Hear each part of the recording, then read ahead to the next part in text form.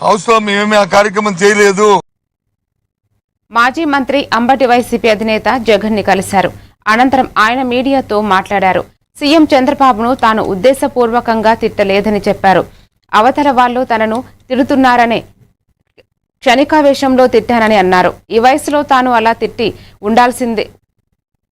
తిట్టినందుకు తాను పశ్చాత్తాపడ్డానని, పశ్చాత్తాపానికి మించిన ప్రాయశ్చిత్తం లేదని అన్నారు.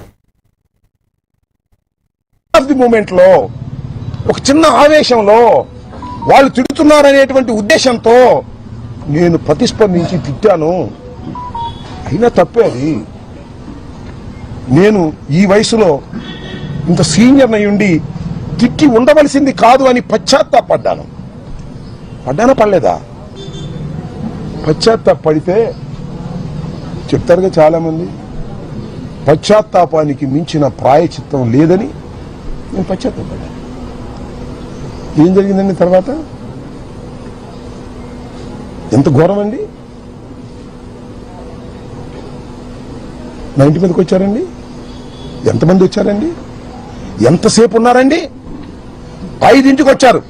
ఇది 4:20కి నా సమావేశం జరిగితే మీరందరూ ఉన్నారు, మీడియా అంతా ఉంది, ఎవరు వెళ్ళలేదు. 5ంటికి వచ్చారు. ఎప్పుడు దాకా ఉన్నారండి? రాత్రి 12 దాటేంతవరకే ఉన్నారు. ఇక్కడే బ్యాచ్లుగా వస్తున్నారు. పెదకూరపాడు వాళ్ళు వస్తారు. నేను చంద్రబాబు నాయుడు గారిని ఉద్దేశించి తిట్టలేదు. ఆ స్పెర్ ఆఫ్ ది మూమెంట్ లో